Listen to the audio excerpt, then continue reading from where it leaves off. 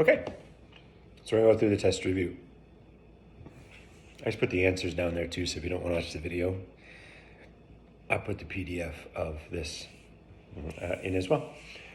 So rewrite each polynomial in standard form, identify the degree coefficient, blah, blah, blah. Okay, so standard form. Remember, when you're putting things in standard form, you need to write them in order from the greatest to least. So we've got 4x to the fourth minus x cubed minus x squared. Degree of fourth. It's not writing. Fourth degree. We're not going to worry about the name. I'll take that out of the test. It's a fourth degree trinomial. Leading coefficient is 4 as well. This one, it has 3 terms. And then end behavior. Remember, when we're looking at the end behavior, we look at these two things. The degree and leading coefficient is positive and even. So our end behaviors are there and there. So there is number 1. Number 2, simplify the expression and put in standard form. So we're subtracting, so we've got 4 minus 2 is 2, 3b minus negative 3b is 6b. So standard form, 6b plus 2. Number 3, same thing. Now we're adding common terms. So that's 7x squared. Those are common. X cubed plus x cubed. And again, remember to put it in standard form. Don't do anything silly and not do standard form and cost yourself some silly questions. All right, next ones I'm going to try standard form here first. So we've got x squared and x squared. It's a plus between them. So we got 4x minus x, that goes away. We've got negative 10x plus negative 7x, so that's negative 17x minus 12. That one's done, already in standard form. And the last one, x squared, so we got 5x squared minus negative 14, so plus, so that's 19x squared. We've got a negative x. 13 minus 2 is 11. So there. Number 6. 6 and 7 are kind of the same. I'm going to build a box. So we've got 8x and negative 1. So 3x squared minus 3x plus 3. So that's 24x cubed, negative 3x squared, negative 24x squared. Negative 3 times negative 1 is 3x, 24x, and then negative 3. And we're going to combine like terms. So you get 24x cubed. Put those two together. Negative 27x squared. Put those two together. 27x minus 3. There's your solution. Oops, took out a little bit more than I wanted to. And hit the wrong one. Okay, so there's that one. Number 7's done the same way.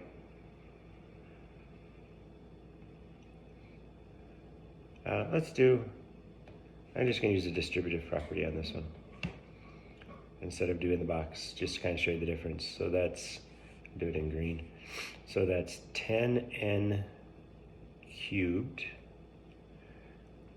plus 25n squared plus 5n. Now I'm going to put them in columns.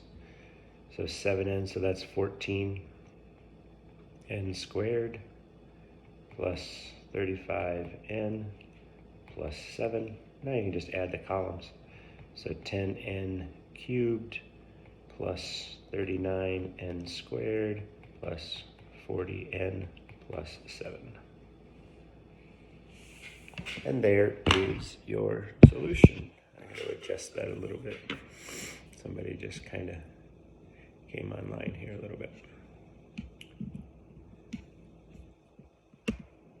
I'll get back to it in a second.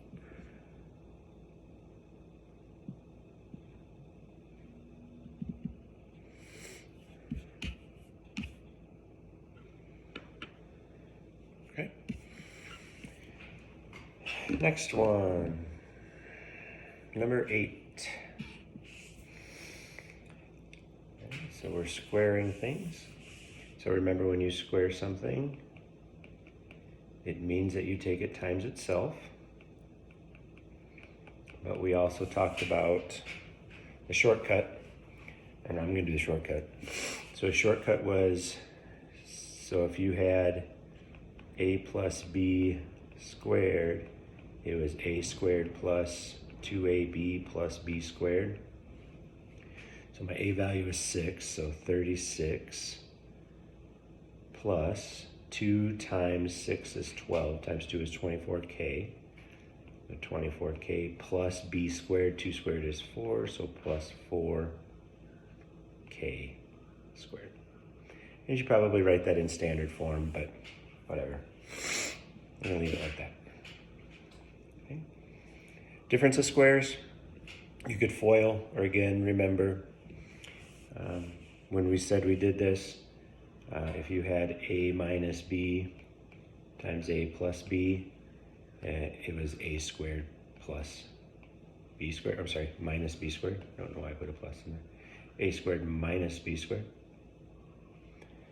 So a squared, a is 8, so a squared minus 25. And you're done. All right, all right, all right. Now we're going to factor. So if I'm looking at it, it appears to be the sum of cubes. So the sum of cubes, a cubed plus b cubed, that was going to be a plus b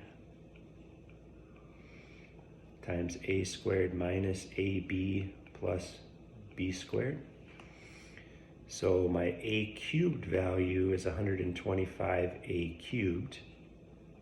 If I take the cubed root of both sides, the cubed root, so I'm going to take again, so I'm taking the cubed root now.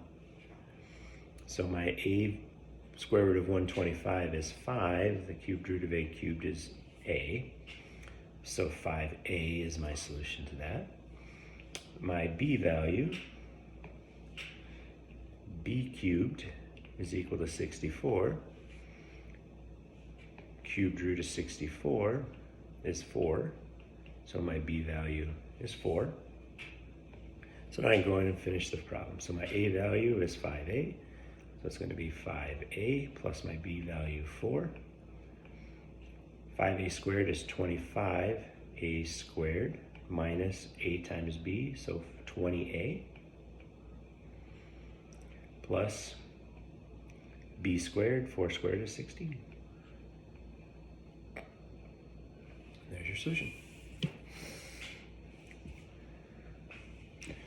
Number 11, difference of cubes.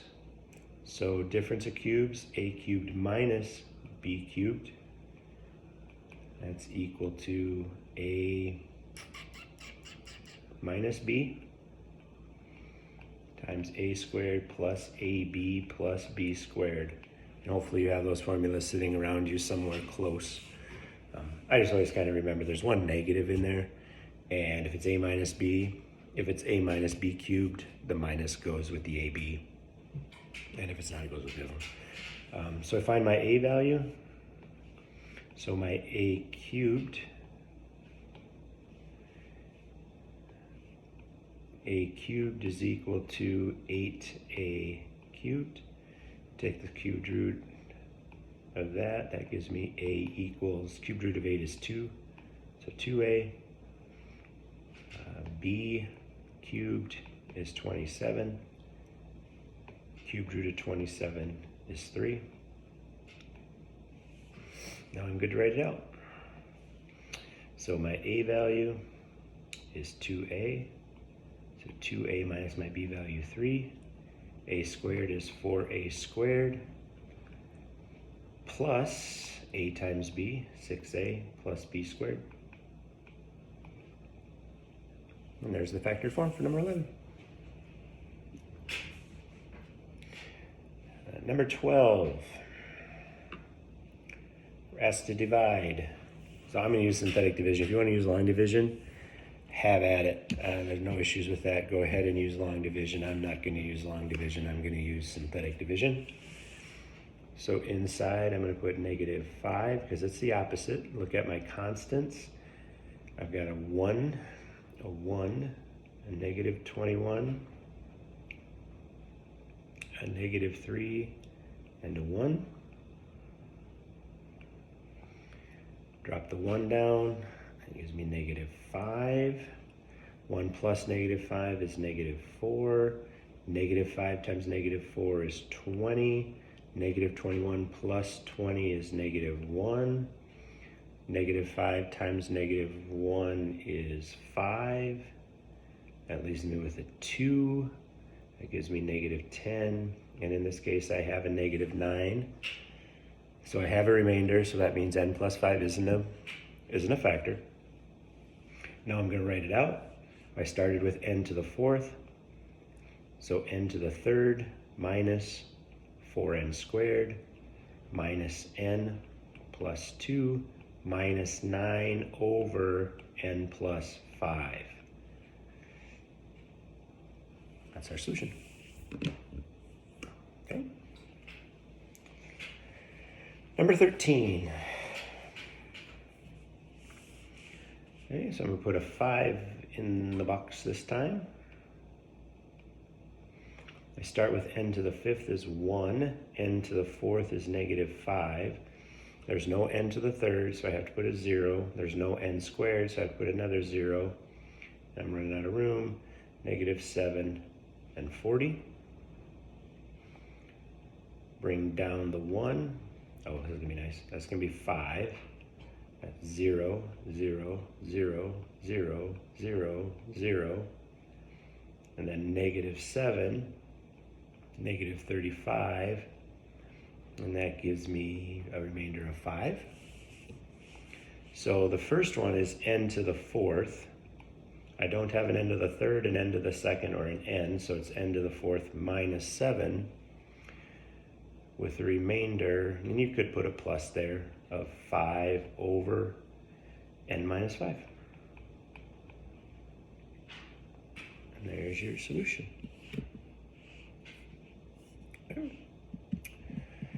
The next one's using the remainder theorem, find f of x given k value. All right, so this is where we have to evaluate it. We're going to evaluate it using synthetic division because that's the remainder theorem that we talked about. So remember, the remainder is going to be our solution. And in this case, our k value is what we're using. It's not a 0, so just use k. So just use the number that they give you, 2. And then we start with to the 4th, so we've got a 2. We don't have a 3rd, so we have to put a 0. -2, 2, and -5. Figure out what the remainder is here. So we got a 2, we got a 4, we've got a 4, we've got an 8, we've got 6, we've got 12, we've got 14, -28, oops, +28, sorry. +28 gives me a remainder of 23. So that's my answer. 23. Number 15. We'll put -1 in our box. To the 5th is 4. We don't have it to the 4th, so I have to put a 0. Sorry about that. A 17. to the second is negative 11. Negative 10, we don't have a constant, so we've got to put that 0 and guarantee you that's going to be on the test. Okay, guarantee there's going to be one like this on the test where you got to add that 0 in there. Okay, we talked about it, and we talked about it on the last quiz. So we pull 4 there. That gives me a negative 4. It gives me a negative 4. It gives me a big number, 4.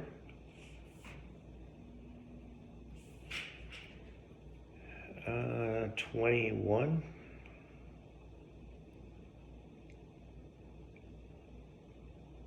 Negative 21. Something doesn't look right.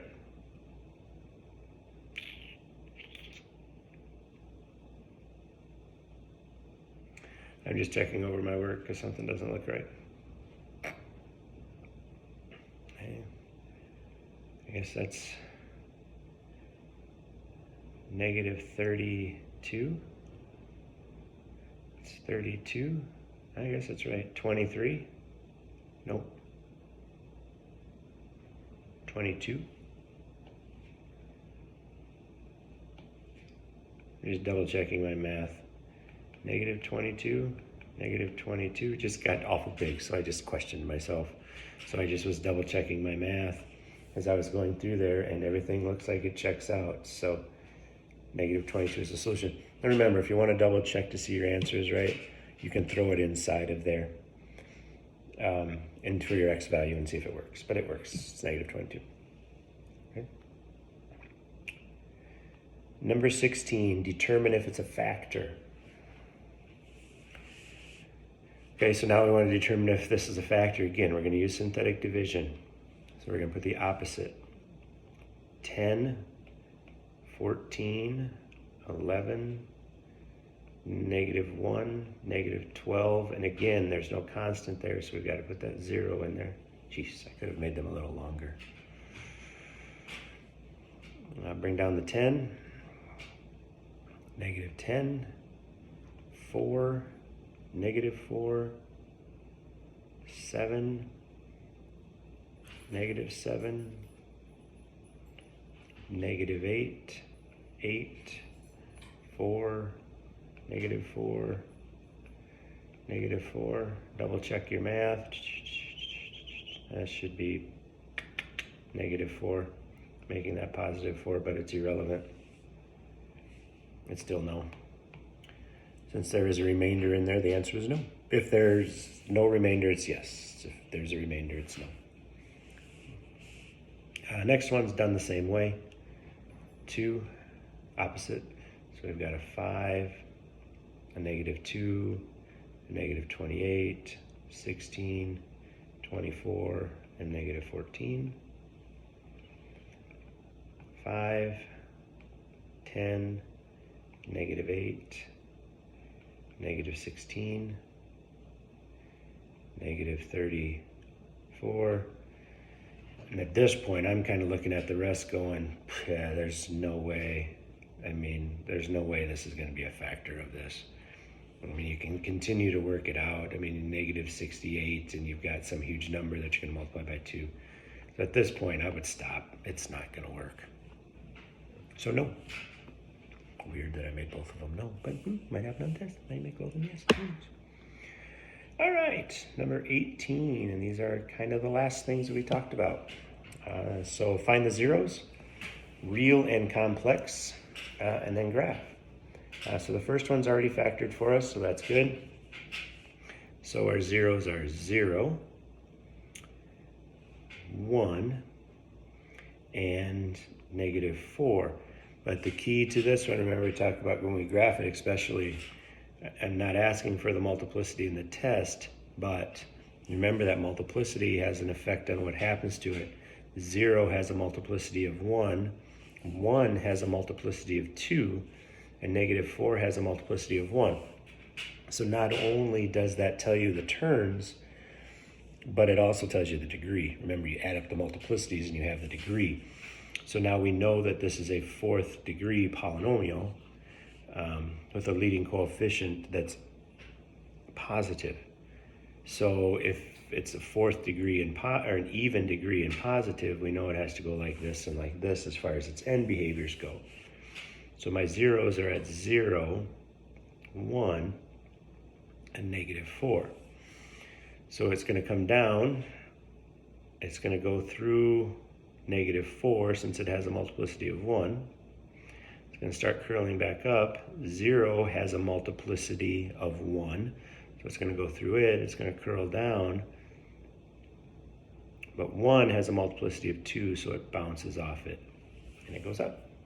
Or something like that. Again, these are just sketches. So it's kind of what it'll look like. And the last one.